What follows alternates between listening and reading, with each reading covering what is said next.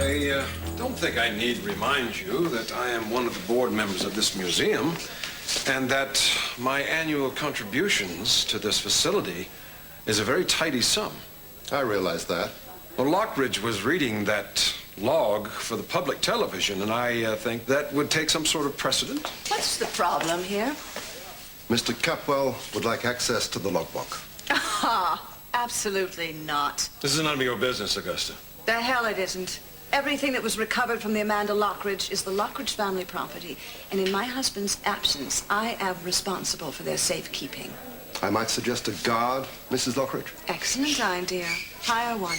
And the Lockridges will assume all the expenses and inconvenience. Augusta, Lionel read that book, and it's a public matter now, and I think it is as much mine as it is yours. I'd like to know what's in it. Since when, may I ask?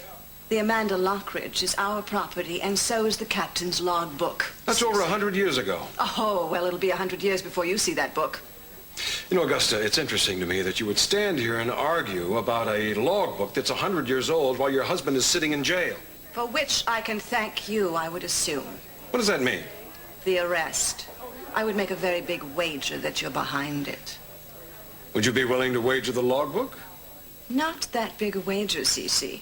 But I know another reason you're here. You're frightened. You're desperate. I can read it in your face. You can tolerate anything but the success of the Lockridges. Those paintings, the logbook. It's just killing you that they're in our possession, isn't it? Augusta, I assure you, I am not going to lose any sleep over a bunch of paintings. Why don't you just admit it? You're jealous. Those paintings are worth millions. You're just like your husband. Well, what's wrong with that? Oh, nothing. You want to live as a fraud. I mean, you people with your paintings and ships and pennyweight schemes, it's almost laughable. I don't see you laughing, Cece. I see a frightened, white-haired man. It just proves, Augusta, my theory about the Lockridges. They will never attain the stature and moral fiber of the Capwells. Then why don't you just explain your daughter's behavior? I have two daughters. Ah, well, you know, I mean the one that lives under the roof with you. Eden? What about her?